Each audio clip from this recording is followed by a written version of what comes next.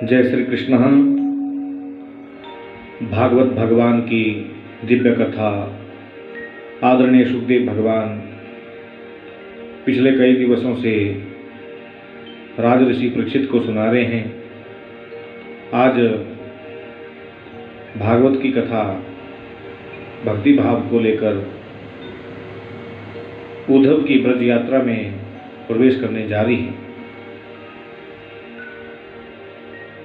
भगवान कहते हैं,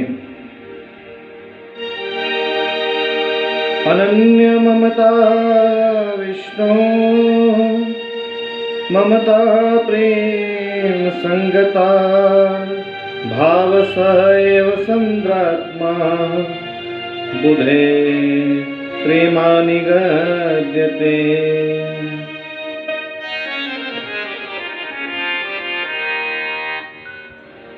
भगवान कहते हैं, जो अनन्यता से प्रेम पूर्वक मेरा भजन करता है उसको मैं प्राप्त होता हूँ। आज मैया देवकी ने कृष्ण के लिए भोजन बनाया और सोच रही हैं आज पहली बार लाला को अपने हाथ से भोजन कराऊं। ये भाव लेकर देवकी आई, लेकिन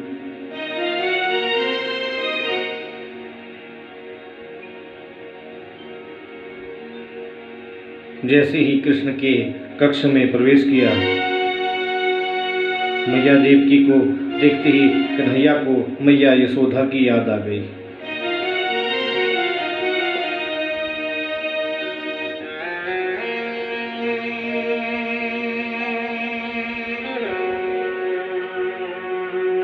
मैया यशोदा का स्मरण हुआ हिचकियां लेकर कृष्ण रोने लगे।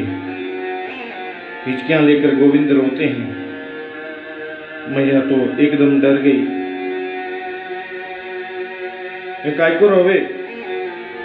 क्योंकि माँ देवकी ने कृष्ण को गोद में खिलाया नहीं था, इसलिए कृष्ण के स्वभाव से परिचित नहीं है।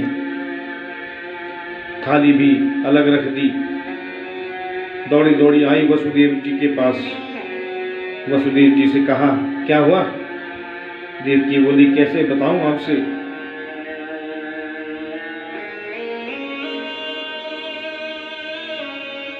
कैसे बताऊं? आज पहली बार जीवन में कृष्ण को अपने हाथों से भोजन कराने गई। अपने हाथ से भोजन बनाकर ले गई, किंतु कन्हैया ने तो मुझे देखते ही रोने लग गया। सुनिए, जब से अवंतिकापुरी से पढ़कर आया है कृष्ण, किसी से बात नहीं करता है, कभी हंसकर प्रेम से किसी से नहीं बोलता, अपने कक्ष में शांत गंभीर समाधि लगाकर बैठा रहता है। मुझे लगता है कुछ गड़बड़ है। माँ का हृदय होता है कि ऐसा, आप कुछ प्रयास करो ना। वसुदेव ने कहा, मैं कैसे पूछूं? लाला के स्वभाव से परिचित भी तो नहीं हूं, क्योंकि गोद में तो मैंने भी उसे नहीं खिलाया। इतने यदुवंशियों के मंत्री श्री उद्धव जी महाराज, बृहस्पति के शिष्य, ज्ञानियों में श्रेष्ठ उद्धव जी आ गए। उद्धव जी को देखकर वसुदेव जी ने उनसे कहा, बेटा कृष्ण के पास जाओ और जाकर कन्हैया से पूछो रोता क्यों है?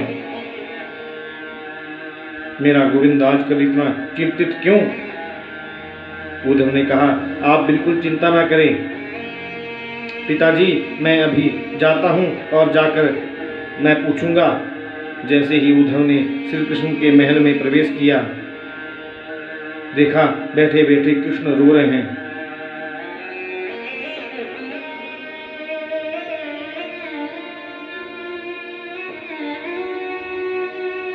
उद्धव ने जाकर प्रणाम किया।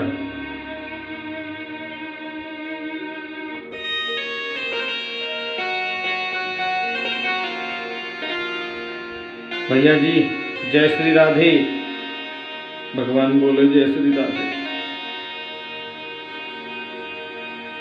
और उद्धव जी ने कहा, गोपाल, मैं आपसे व्यक्तिगत रूप से पूछना चाहता हूँ, आपको मथुरा में कोई तकलीफ है? यहाँ कोई कष्ट हो रहा है आपको? हम यदुवंशियों से कोई अपराध हो गया? इस बात को सुनकर गोविंद अपने मंच से खड़े हो गए और उद्धव को गले से लगाया। हिचकियाँ लेकर गोविंद रो रहे हैं और बोले कि उद्धव मोहि ब्रज बिसरत नहीं, मोहि ब्रज बिसरत नहीं। हंस सुता को सुंदर कलरव और कुंजन की छाही, मोहि ब्रज बिसरत नहीं। मैं हजार प्रयास करके भी उद्धव ब्रज को नहीं भूल पाता, अपने ब्रज का विस्मरण नहीं हो पाता। जब ही सूरत आवे वहाँ सुख की, ब्रज के सुख की स्मृति मुझे होती है तो लगता है मेरे प्राण सुरक्षित क्यों हैं, मेरे प्राण बचे ही क्यों हैं। उद्धव, मैं रोता तो इसलिए हूँ कि निर्मल मन के अंतःकरण वाले ब्रजवासियों के साथ मैंने कितना बड़ा धोखा किया। खाते पीते सोते उठते नाचते गाते हर परिस्थिति में जिन्होंने मुझको चाहा, गोकुल का इतना बड़ा वैभव नंद बाबा ने मेरे लिए छोड़ दिया।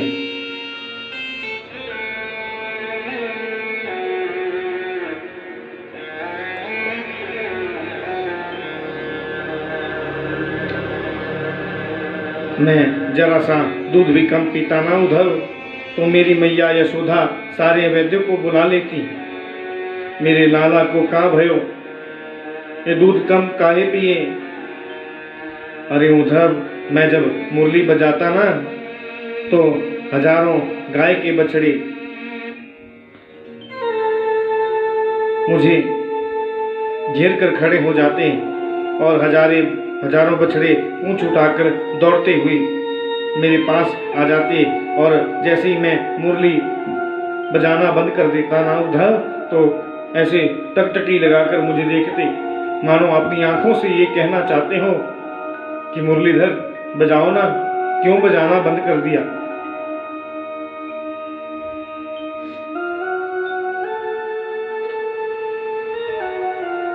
इन ब्रजवासियों की गोपियों का मैं सर्वस्व हूँ, किशोरी राधा की मेरे ऊपर महती कृपा। पर मैंने क्या किया? मैंने बड़ा अन्याय किया। चलते समय मैंने यशोदा जैसी महान तपस्वी माँ से झूठ बोल दिया। मेरी माँ मुझे हृदय से लगाकर जब रोने लगी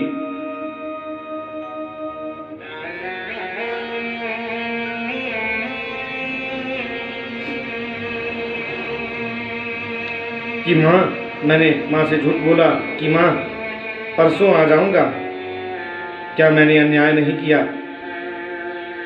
बस इसकी मुझे स्मृति होती है। अच्छा उद्धव, एक बात बताओ, मुझे उन ब्रजवासियों की याद आती है, इसका मतलब वो लोग भी मेरी याद करते होंगे। यदि वो मुझे याद नहीं करते तो मुझे उनका स्मरण कैसे होता? एक बार तुम जाओ ना मेरे वृंदावन, एक बार जाओ ना मेरे नंदगांव, और ब्रजमंडल में जाओ। नंद बाबा, मैया यशोदा, समस्त प्रेमी सबको जाकर मेरा समाचार सुनाओ। उद्धव ने टेढ़ी नजरों से गोविंद को देखा।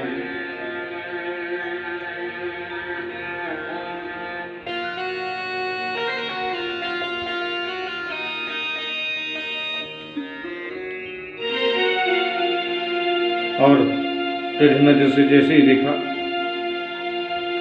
वारे कन्हैया, याद आ रही है? परब्रह्म को याद आ रही है? ब्रजमंडल की ओर समाचार लेकर जाऊं मैं, बृहस्पति का शिष्य, यदुवंशियों का प्रवर मंत्री, अरे जात अजात लक्षणा, वेद की भाषा में, वेदांती भाषा में कहूँगा, क्या समझेंगे बेचारे गंवरिया गंवार लोग ब्रजवासी मेरी भाषा को। कृष्ण बोले, ओहो इतना अहंकार, इतना अभिमान। जिन गोपियों ने परब्रह्म को अंगुलियों पर नचा दिया उन्हें उद्धव गवालिन समझता है। भगवान बोले, कोई बात नहीं उद्धव, तुम जाओ तो सही, थोड़ी सरल भाषा में कहने का प्रयास करना।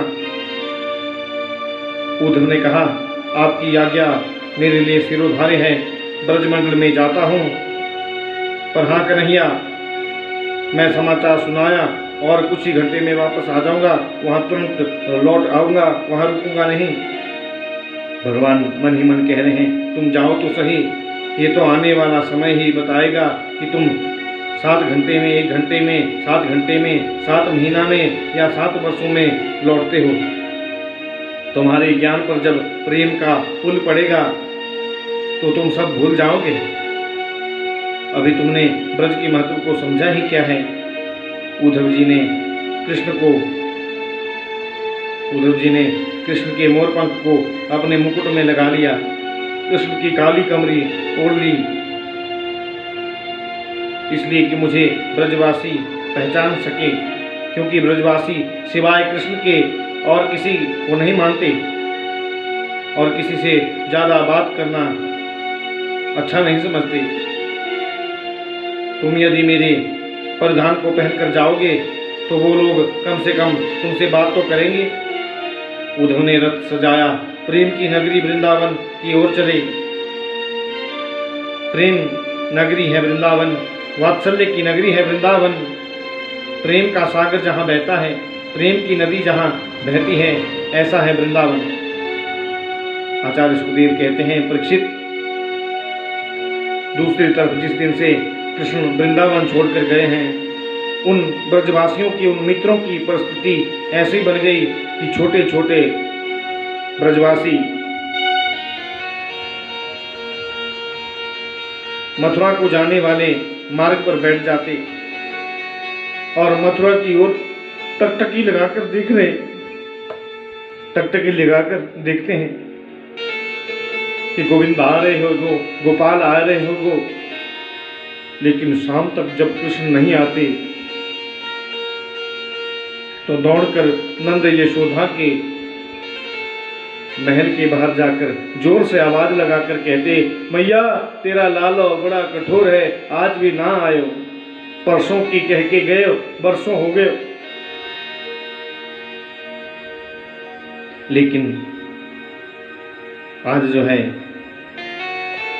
आशा की किरण जगी, कब जल्दी सूर्य हो, सुबह हो, कब सूर्य निकले, कब मथुरा के मार्ग पर जाकर बैठे, लाला का दर्शन करें, शायद कल आ जाए, क्योंकि बोल कर गए हैं परसों आऊंगा, लेकिन परसों के चक्कर में यहाँ तो बरसों बीत गए। नित्य की भांति आज भी मथुरा के मार्ग पर ब्रज के गवान सखा शांत बैठे, बार बार देख रहे हैं, लाला आ रहे हो गो, गोविंद आ रहे हो गो। आज उन ब्रजवासियों को रथ आता हुआ दिखाई दिया। एक सुंदर रथ आते दिखा, रथ की ध्वजा चमकी। अब ब्रजवासी दौड़ पड़े, हमारो लालो आए गए हो, हमारे कन्हैया आए गए हो, हमारो कृष्ण आ गए हो। एक बोलो, मैंने पहले ही कही थी कि वो हमारे बिना रह नहीं सके, तो आवेगो ही। अरे कैसे रह लेगो, हाँ, जब हमको याद आवे तो वा को भी याद आवेगी का। सब ब्रजवासी दौड़ पड़े। एक नन्हा सा सखा मधुमंगल झाड़ियों में छुप गया। सखा बोले, चोरे लाला आयो है, तू नहीं चलेगो? लाला की दर्शन नहीं करोगो? वो छुप कर बोला, आने तो दो लाला को, जब कन्हैया आकर मेरे चरणन में पड़कर मोते माफी मांगेगो, हाँ भैया गलती है गई, तब बोलूँगो। मैं कहूँगो परसों की कहकर तू बरसों के क्यों आयो? मोते क्षमा याचना करेंगे मुँह को गले लगावेगा तब बात करूँगा, नहीं तो बोलूँगा ही नहीं। 2-4 दिन तो बात ही नहीं करनी, रूठ कर बैठ गया। जब सब ब्रजवासी दौड़ पड़े कृष्ण से मिलने,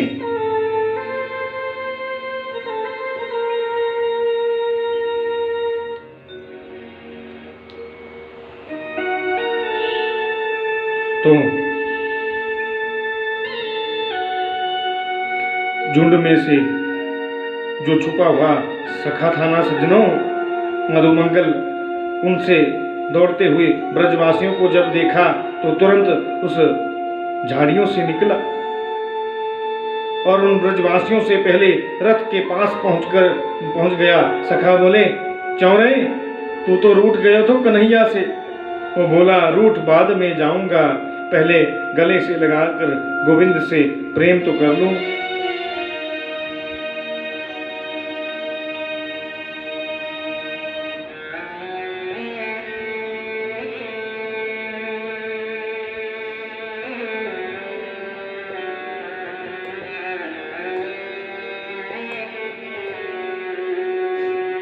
पहले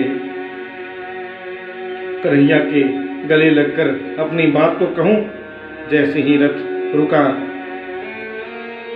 ब्रजवासियों ने रथ को चारों ओर से घेर लिया और रथ में किसी और को बैठा देखा।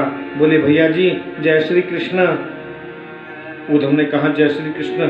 सुनिए, मैं उद्धव मथुरा से आया हूँ, कृष्ण का मित्र हूँ। गोविंद ने मुझे भेजा है आप लोगों से बात करने के लिए। माता यशोदा का दर्शन कहाँ सुलभ होगा। ब्रजवासी 2 मिनट तो मौन रह गए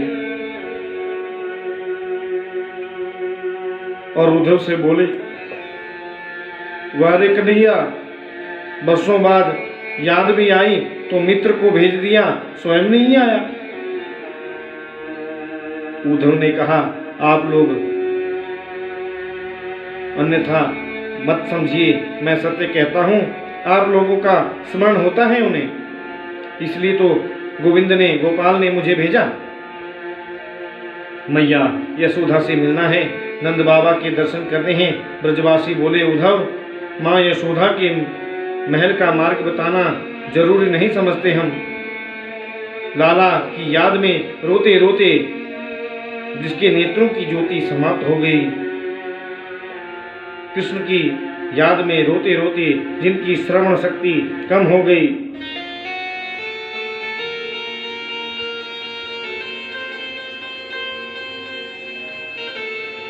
उस माँ यशोदा के महल का मार्ग बताना जरूरी नहीं है।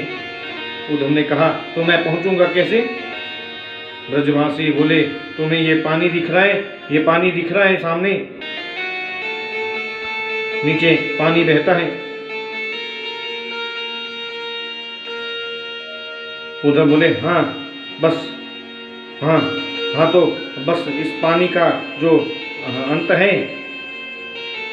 वही यशोदा का महल है, क्योंकि ये कोई पानी का पनारा नहीं, ये कोई नदी सरोवर का जल नहीं। उद्धव, मेरे यशोदा, मैया यशोदा, नंद बाबा, हजारों गोपी, हजारों गाय, हजारों बछड़े, किशोरी राधा के नेत्रों से बहने वाले ही आंसुओं की धारा का ये पनारा है, वो यशोदा का महल है।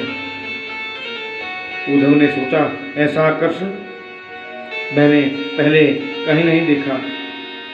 उद्धव जी रथ से नीचे उतरे, धीरे धीरे यशोदा के महल की ओर जा रहे हैं। 85 चौक वाला नंदरानी का महल, जिस महल में कभी नाचे नंदलाल, नचा में हरि की मैया, लेकिन आज तो भगवान ब्रज को छोड़कर चले गए, वृंदावन छोड़ गए हैं, मथुरा में बैठे।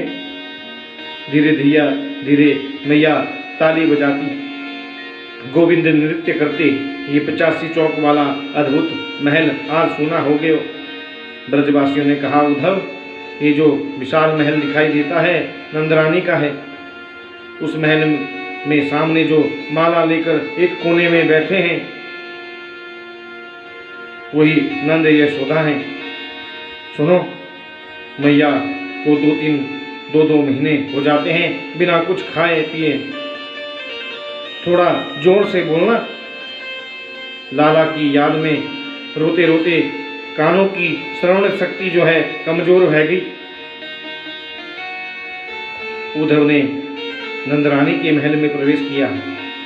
सुखदेव कहते हैं, परीक्षित, उद्धव ने जैसे ही नंदरानी के महल में प्रवेश किया, उनके महल के कोने कोने से जय श्री कृष्ण, जय श्री कृष्ण, जय श्री कृष्ण की आवाज आती है। उद्धव जी देखते रह गए इस विचित्र प्रेम के आकर्षण को।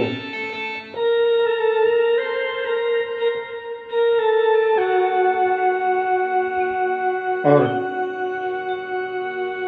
सामने नंदरानी माला लेकर बैठी हैं हाथ में।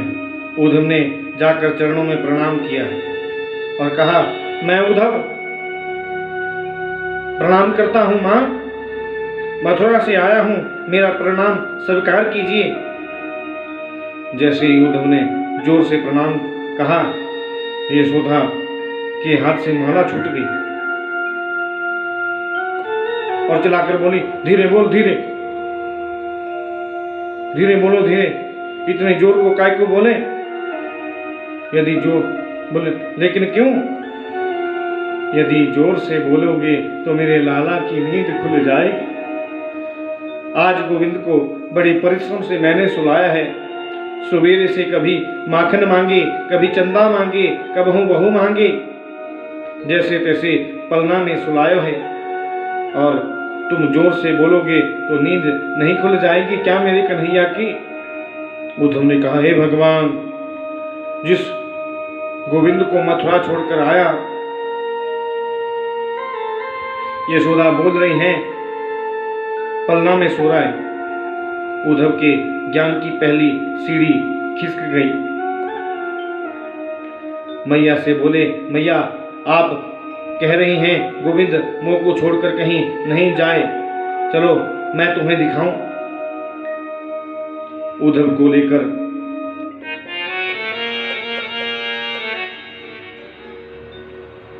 मैया यशोदा जा रही हैं। पलना के पास जैसे पहुंची, धड़ाम से नीचे गिर गई। रोते हुए बोली, उद्धव मैं भी कैसी पागल हूं।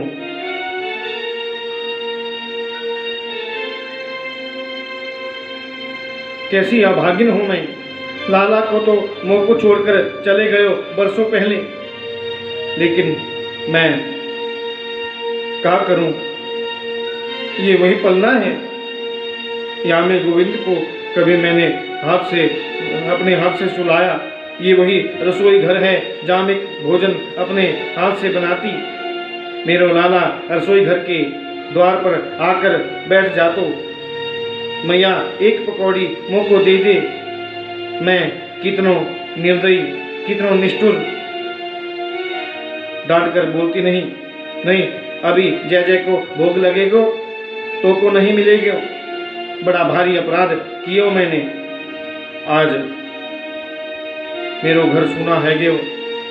उद्धव तो को एक बात बताऊं, लाला की एक एक लीला का मुझे याद आवे। एक लीला तो क्यों बताऊं, जब कृष्ण ने मुझसे रोटी मांगी, मैंने आधी बाजरे की रोटी माखन पर धर के लाला को दियो। और उस खान जी अपने शब्दों में कहते हैं, धूरी धरे अंग सोहत समझू, कैसी बनी सिर चून रे चोटी, खेलत खात फिरे अंगना, पग पैज निबाजत पीरी खछोटी, वा छवि को रस खान विलोकत, वारती काम कला निधि कोटी, काग के भाग को का कहिए, हरि हाथ सोले गयो माखन रोटी। जब मैंने माखन रोटी कन्हैया को दी, लाला ठुमक ठुमक कर मेरे आंगन में नृत्य करे और माखन रोटी खावे। उधव उड़तो भयो एक कौवा आयो और लाला के हाथ से रोटी ले गयो। तो गोविंद आंगन में लोटपोट हो गयो, मचल गयो। मेरी रोटी को कौवा ले गयो, मैं कौवा से युद्ध करूंगो, मेरी वाही रोटी लेकर आऊंगो। उधव आज भी मैं याद करती हूँ ये लीला, मुझे लगता है शरीर में प्राण सुरक्षित है ही क्यों। उधव एक बात ये मुझे ज्यादा तकलीफ देती है, वो यही है कि एक मिट्टी की मटकी फोड़वे के बदले मैंने लाला को उखल से बांधो। शायद यही लिए कन्हैया रूठ गयो और मुझसे रूठ कर मथुरा चले गयो। परसों कोई बोलकर गयो, बरसों बीत गयो, आज तक नहीं आयो। ये बृहस्पति का शिष्य ज्ञानियों का अग्रगण्य उद्धव माँ यशोदा के चरणों में साष्टांग लेट गया और यशोदा के चरणों की धूल को अपने मस्तक पर लगावे। माता, पहले तो आप एक बात के लिए क्षमा करो, आप वो नहीं है जो मैं सोच रहा था। मेरे जैसे करोड़ों ज्ञानी आपके चरणों के कण के धूल के कण के ऊपर वार दिए जाए माँ, तो भी आपके धूल के कण की बराबरी नहीं कर सकते। रात भर बैठकर नंद यशोदा से चर्चा हुई। माता ने अपनी वात्सल्य भोली भाषा में उद्धव को सब कुछ समझा दिया। ये बृहस्पति का सूखा ज्ञानी तो सूख गया, खो गया ब्रज की इस भाव में। प्रातः होते ही बोला, मैया मैं गोपियों के दर्शन करना चाहता हूँ, राधा रानी की दर्शन की कामना है मेरी। किशोरी राधा के पास गए। जिस दिन से कृष्ण गए हैं, महाभाव साम्राज्य का दर्शन कीजिए। एक सुंदर बगीचे में लाखों गोपियों के बीच श्री किशोरी राधा रानी साथ बैठी हैं। जिस दिन से कृष्ण ब्रज छोड़कर गए, गोपियों ने कोई घर का काम नहीं किया, केवल कृष्ण की याद में तन्मय है। उद्धव एक वृक्ष के पीछे खड़े हो गए। मन में सोचा, जब नंद रानी से बात करने की मैं काबिल नहीं हूँ, तो श्री जी और गोपियों के से कैसे बात करूँ। इनकी मन स्थिति का अध्ययन कर लूँ पहले। किशोरी जी साथ बैठी हैं, कोई श्रृंगार उनके नहीं है। एक गोपी राधा रानी से बोली, प्रिया जी आज स्वप्न में मेरे घर गोविंद आए, माखन चुराकर भागने लगे। मैंने पकड़ने का प्रयास किया तो आंखें खुल गई। एक ने कहा, लाडली जी आज मेरे घर कन्हैया आए। हाँ, बछड़ा चुराकर भागने लगे, मैंने पकड़ने का प्रयास किया तो आंखें खुल गई। एक सखी हाथ जोड़कर बोली, लाडली जी आज लाला मोको पनघट पर मिले, जल की मटकी उठाकर मेरे सिर पर धर दी, पीछे पीछे मेरे संग घर तक आए। मैंने घर के पास पहुंचकर जैसे ही पीछे मुड़कर देखियो तो लाला का दर्शन ना भयो, फिर मेरी भी आंख खुल गई। किशोरी स्वप्न की बातें सुनकर तो केवल रो रही है। उद्धव जी सब दर्शन कर रहे हैं। एक गोपी ने बड़े स्नेह से राधा रानी से पूछा, क्या आपको स्वप्न में कृष्ण दर्शन नहीं होता? क्या सपने में आपको कन्हैया नहीं दिखते? यदि नहीं दिखते हैं तो आप हमें क्यों नहीं बताती? किशोरी जी ने हाथ जोड़कर कहा, स्वप्ने पश्यन्ति याकांत धन्यस्ता सखियोषिता, अस्माकं तु गते कान्ते गता निन्द्रापि वैरिणी। राधा ने कहा, स्वप्न में मैं जिनको कृष्ण दर्शन होता है उन गोपियों को मैं प्रणाम करती हूँ, वो भाग्यवती हैं। लेकिन मेरी परिस्थिति तो ऐसी बन गई है कि जिस दिन से मेरे प्राण वल्लभ कृष्ण मुझे छोड़कर गए हैं, मेरी बैरन निंद्रा भी उनके साथ चली गई। और राधा कहती है,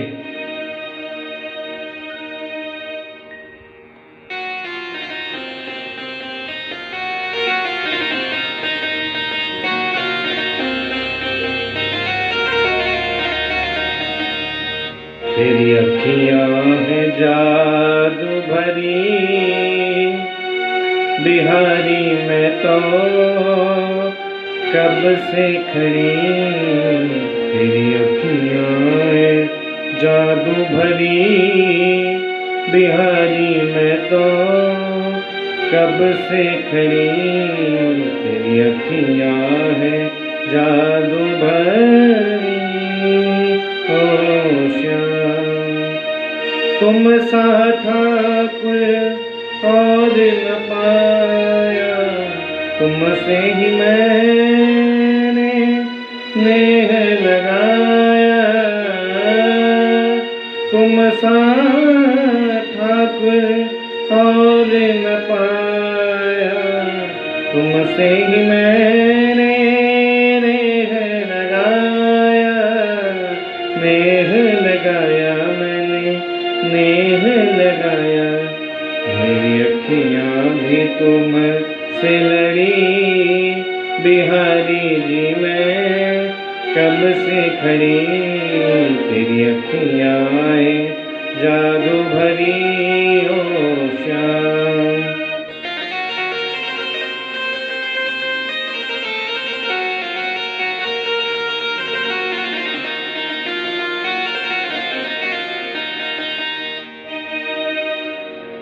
रोती हैं अखियां।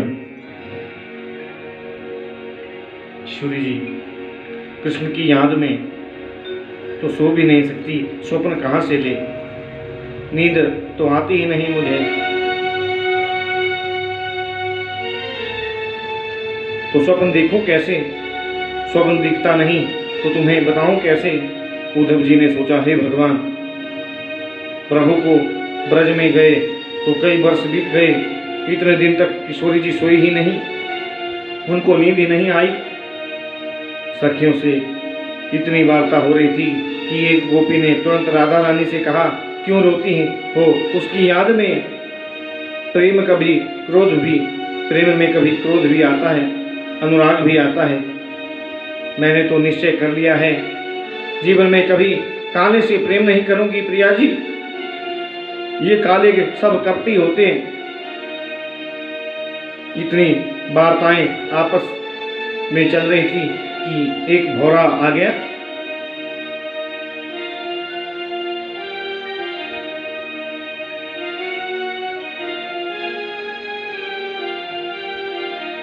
और उस भौरे को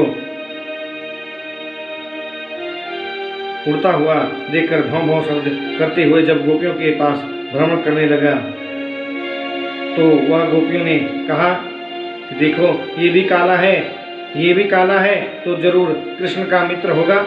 उद्धव जी खड़े खड़े सब दिख रहे हैं वृक्ष के पीछे। और यहीं से जो है भ्रमर गीत का प्रादुर्भाव हो गया। गोपियां कहती है, उलाना भी देती जा रही हैं और कहीं कृष्ण को बुरा न लग जाए, इसका भी ध्यान रख रही हैं। मधुपवके तव बंधो माश्रिपांघिं सपत्न्या कुचविललुति माला कुंकुमाश्रिभिन्नः बहतु मधुपसितं यन्मानीनां प्रसादं यदु सदससि विडम्ब्यं यस्य दूतस्वदमृदिक। अरे भौरा, अरे भौरे, क्यों बार बार हमारे पैरों में गिरता है? क्यों बार बार आकर हमें तकलीफ देता है? हमारी तुम्हारी मूँछों कुछ कुमकुम लगा है, इससे ये बात स्पष्ट हो गई कि तुम कृष्ण के समान स्त्रैण हो।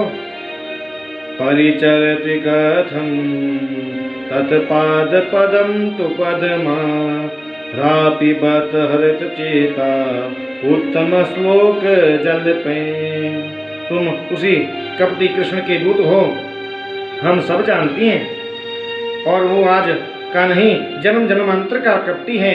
भौरे से बोल रहे हैं। भौरे ने कहा, देखो कपटी नहीं बोलना मेरे गोविंद को। गोपी कहती है, हम सब जानती हैं। मृगयोरेव कपीन्द्र विवधे लुब्ध धर्म स्त्रीमकृत्य विरूप्यम स्त्रीजित कामया नाम बलिमपि बलिमत्वा चेष्टस यद्रूपशवद यसदलमसितं सख्ये दुरत जाल कथार्थ। क्या बिगाड़ा था बेचारे बाली ने, छुपकर उसे बाण मार दिया। क्या बिगाड़ा था राजा बलि ने, 3 बिलान के बौना बनकर गए और उसका सब कुछ दान में लेकर लूट लिया। हम सब जानती हैं क्या बेचारा था, बिगाड़ा था। बेचारी शूर्पणखा ने प्रेम करने के लिए गई, उसके नाक कान दोनों काट दिए।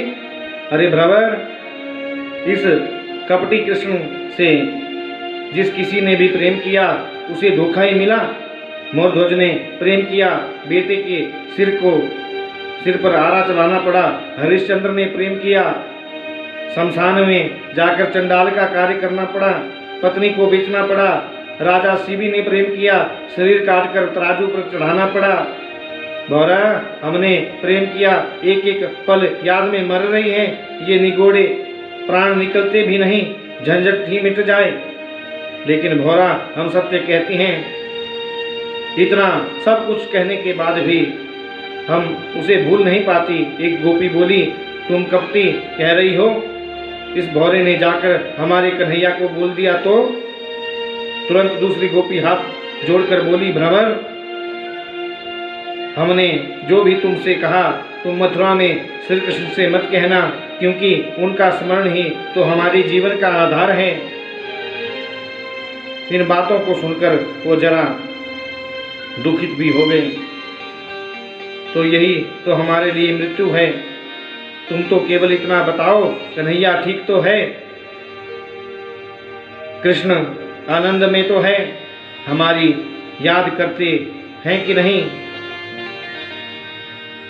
यदि एक बार तो हमें स्मरण कर लेते होंगे तो हम समझेंगे कि हमें सब कुछ मिल गया। भौरा चला गया। उद्धव जी ने देखा, आकर कहा, देवियों, आप समस्त गोपियां के चरणों में मेरा प्रणाम है। आपके चरणों में वंदन करता हूँ।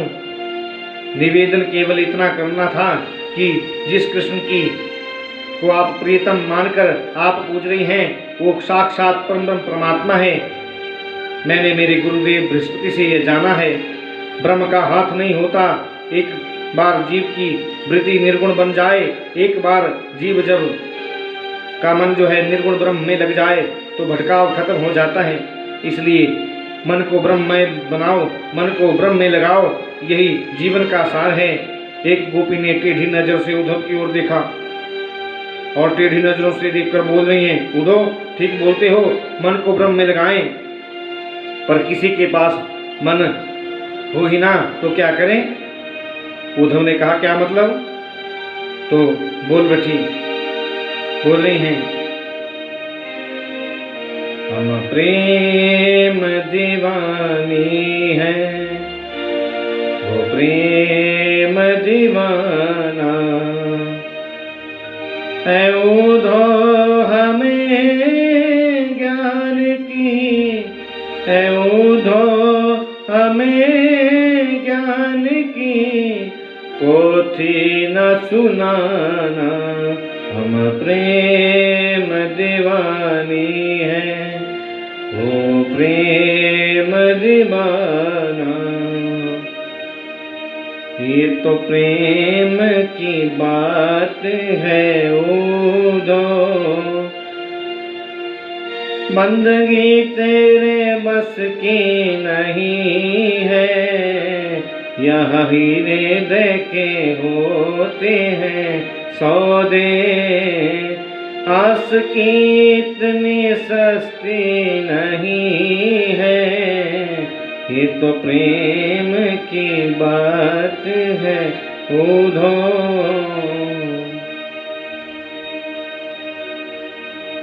के उधो मन न रहे 10-20, एक हूँ तो सो गयो, श्याम संग अब को आराधेश। मन तो एक होता है उद्धव, और उस मन को तो मेरे कन्हैया चुरा कर मथुरा ले गए। मन हमारे पास है ही नहीं तो ब्रह्म में लगावे कैसे। तुम तो सखा श्याम सुंदर के सकल योग के ईश, तुम तो सखा हो भगवान के, हमारी बात सुन लो। हम किसी ब्रह्म को नहीं जानती कि कृष्ण तन कृष्ण मन कृष्ण ही हमारो धन, आठों याम उधो हमें कृष्ण सो ही काम रे।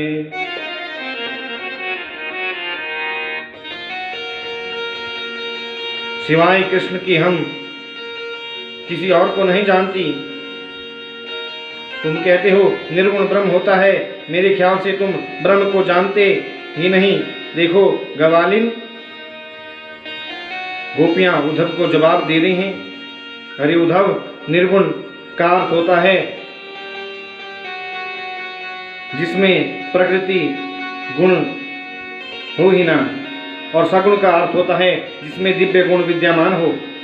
मेरे कृष्ण को निर्गुण इसलिए कहते हो कि उसमें संसार के गुण नहीं हैं, और सगुण इसलिए है कि वह दिव्य गुणों से विद्यमान है।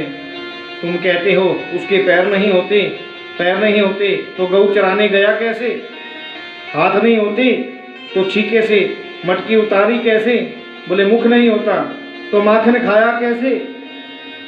क्यों धो भये बोरे पाती लेकर आए दौरे, योग कौन जाने यहाँ तो रोम रोम श्याम है। तुम कहते हो ब्रह्म सब में व्याप्त है, तुम कहते हो निर्गुण ब्रह्म सब में विराजमान है, तो फिर तुम भी ब्रह्म हो, हम भी ब्रह्म हैं, तो ब्रह्म होकर ब्रह्म को उपदेश देने की गलती क्यों करते हो। जब सब कुछ ब्रह्म है तो फिर उपदेश काहे का, ये शिक्षा काहे की। तुम समझती हो हम रोती हैं केवल कृष्ण से मिलने के लिए, तुम सोच रहे हो हम रुदन करती हैं केवल कृष्ण के से मिलने के लिए, एकदम गलत। उद्धव बोले तो फिर तुम रोती क्यों हो। अरे उद्धव, यदि हम कृष्ण से मिलने के लिए रोती हैं तो मथुरा क्या बहुत दूर है। हम सवेरे जाती और 2 बार कृष्ण से मिलकर वापस चली आती, लेकिन हमारी भी एक प्रतिज्ञा तुम सुन लो।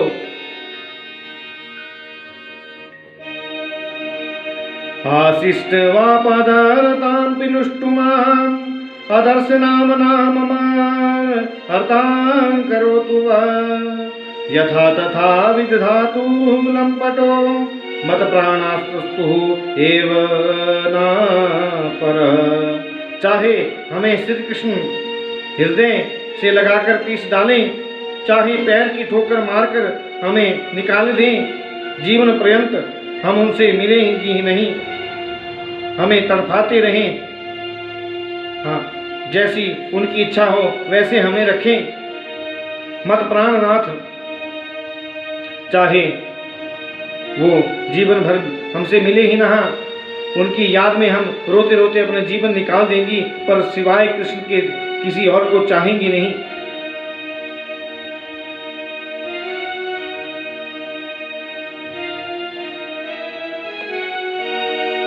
और यही कहती हैं गोपियां, कन्हैया कन्हैया पुकारा करेंगे, लताओं में ब्रज के गुजारा करेंगे।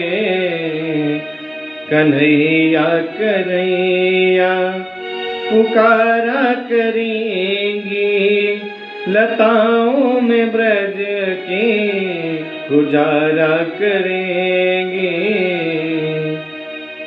कहीं तो मिलेंगे वो बांके बिहारी, उन चरण में चित लगाया करेंगी।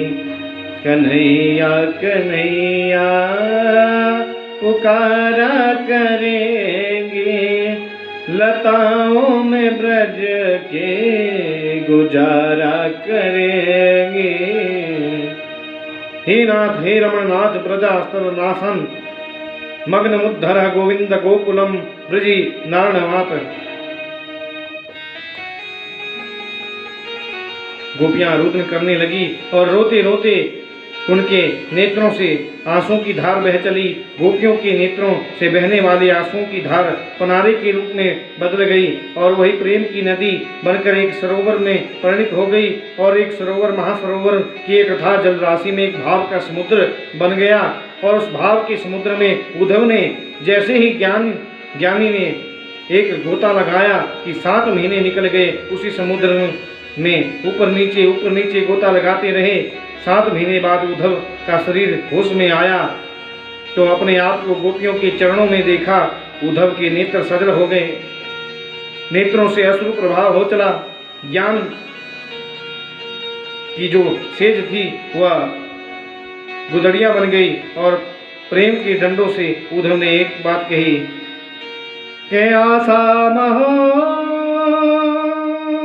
चरण रेणु जुषाम मह्यम स्वयाम, वृंदावनम किमपि गुल्ममलोषधीनां,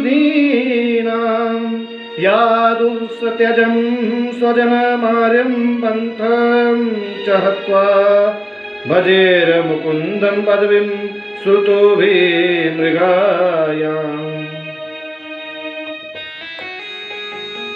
हे गोपाल, यदि मानव शरीर कभी मुझे मिले तो ब्रजमंडल में मुझे जन्म देना। यदि पशु भी बनूं तो ब्रजमंडल का बनूं, नहीं बन सकता तो घास बनूं तो ब्रजमंडल का बनूं, वो भी नहीं बन सकता तो गोपियों के चरणों की धूल मेरे मस्तक पर पड़ जाए और मैं भी पवित्र हो जाऊं। सुखदेव जी कहते हैं राजन, उद्धव की मन स्थिति बदल गई, एकदम विचारों में परिवर्तन आ गया। और आप आश्चर्य करेंगे कि उद्धव ने गोपियों को प्रणाम नहीं, उद्धव ने गोपियों के चरणों को प्रणाम नहीं, उद्धव ने गोपियों के चरणों की धूलि को प्रणाम किया है। के बंदे नंद ब्रज स्त्रीणां पादरेणुमभीक्षणश, यासां हरि कथोदगीतं पुनाति भुवन त्रयम्। सुखदेव जी कहते हैं ये बृहस्पति का परम ज्ञानी शिष्य कहता है कि मैं उन गोपियों के चरण धूलि को प्रणाम करता हूँ जिनके मुख से निकलने वाली कृष्ण कथा त्रिलोकी को पवित्र करती है। उद्धव ने गोपियों को प्रणाम करके कहा, देवियों मैं आपको वचन देता हूँ, सायंकाल का सूर्यास्त होगा, बाद में कृष्ण यहाँ आएंगे, पहले ये वचन देता हूँ, ये वचन है मेरा। उद्धव ने दौड़ लगा ली और क्यों दो सुधी है चलियो, सुन गोपिन के बोल, ज्ञान बजाई डुमडुमी प्रेम बजायो ढोल।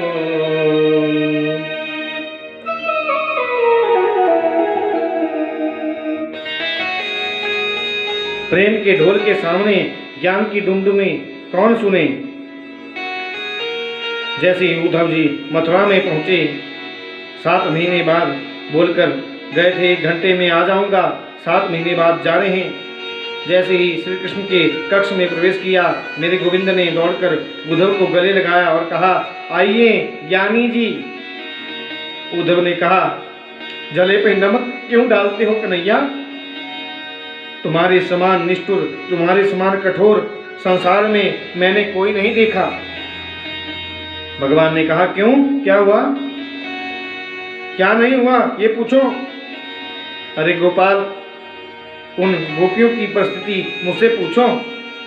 जब से आप आए यशोदा के आंखों की नींद चली गई, श्रवण शक्ति समाप्त हो गई, किशोरी राधा का शरीर सूख गया, लकड़ी जैसी हो गई, गायों की चंचलता समाप्त हो गई, पक्षी भी ऋषि मुनियों की तरह गंभीर बैठे रहते हैं, पूरा ब्रज सूना हो गया।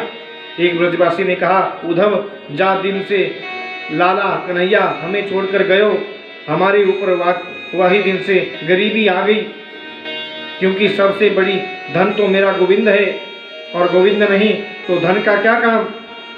मेरे कन्हैया ने उद्धव को गले से लगा लिया और बोले, आज मुझे बहुत प्रसन्नता है कि तुम्हारे ज्ञान पर भक्ति का पुल लग गया। उद्धव, तुमने ब्रज के भाव को पहचान लिया।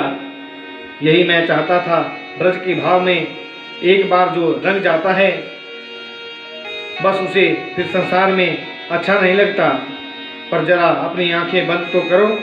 उद्धव ने जैसे ही नेत्र बंद किए, प्रभु ने कहा, खोल कर देखो। उद्धव ने आंखें खोलकर देखा तो कृष्ण की बगल में राधा रानी विराजमान है और हजारों गोपियां वहां प्रकट है गई। कृष्ण बोले, बिना मेरे ये नहीं रहती और इनके बिना मैं कभी नहीं रह सकता। ये मेरा नाटक था। बिना भक्ति के जो ज्ञान होता है ना उद्धव, वो पंगु लंगड़ा होता है, लंगड़ा। और बिना ज्ञान की जो भक्ति होती है वो अंधी होती है। दोनों की जरूरत है। तुम ज्ञानी तो थे, विनम्र भी थे, पढ़े लिखे विद्वान थे। मैंने सोचा तुम्हारे ज्ञान को थोड़ा भक्ति का रंग लगा दूं, और रंग लग जाए तो सोने पे सुहागा हो जाएगा। ये तब तक संभव नहीं था जब तक तुम गोपियों का संग नहीं करते।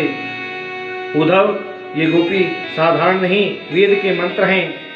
वेद के मंत्र गोपी के रूप में आए। निर्गुण को उनसे ज़्यादा कौन जानता है, सगुण को उनसे ज़्यादा कौन जानता है। भक्ति के विषय में उनसे ज़्यादा ब्रह्मा भी नहीं जानता, क्योंकि ये साक्षात वेद की ऋचा है। तुम भाग्यवान हो जो तुम्हें गोपियों का दर्शन हुआ, जो मेरे साथ ही हैं। आज उद्धव प्रसन्न है। राधा और कृष्ण नाम दो हैं, चीज तो एक ही है। कि रामा रूपे भवत सीता, रुक्मणी कृष्ण जम्मते। भगवान नारायण की पत्नी का नाम है लक्ष्मी। वही नारायण जब राम के रूप में आते हैं तो लक्ष्मी जी सीता का रूप धारण करती हैं। वही नारायण जब रामकृष्ण रूप में आते हैं तो वही सीता लक्ष्मी जी जो है रुक्मणी के रूप में आती हैं। तो नारायण की पत्नी लक्ष्मी, राम की पत्नी सीता, कृष्ण की पत्नी रुक्मणी। तो राधा क्या है? बोले, राधा तो साक्षात कृष्ण है, कृष्ण ही साक्षात राधा है। हमारा वेदांत दर्शन कहता है के तस्मात् ज्योति द्वैर भेदा, श्री राधा माधव रूपकम। एक ही ज्योति नीचे से ऊपर चली और दोनों रूपों में परिणित हो गई। उसे ही हम राधा माधव कहते हैं। राधा ही कृष्ण है और कृष्ण ही राधा है। इसलिए राधा का प्रेम, गोपियों का प्रेम हमारे प्रेम जैसा नहीं है, निश्चल प्रेम है। कोई छल कपट नहीं, कोई स्वार्थ नहीं। निर्गुण ब्रह्म का जो उंगली पकड़कर नचा दे, चुल्लू भर छाछ के ऊपर जो नाच नचा दे, उन गोपियों को आप साधारण ग्वालिन समझेंगे क्या? वो गोपी केवल साधारण ग्वालिन है। उद्धव को भक्ति का सर्वांग दर्शन हुआ। उद्धव को गोपियों के जो समस्त भक्ति के रूप हैं उनके साथ दर्शन हुआ। आज मैं गदगद हो गया। इसके बाद कन्हैया कुब्जा के घर आए, अक्रूर के मन में आनंद की अनुभूति जगाई।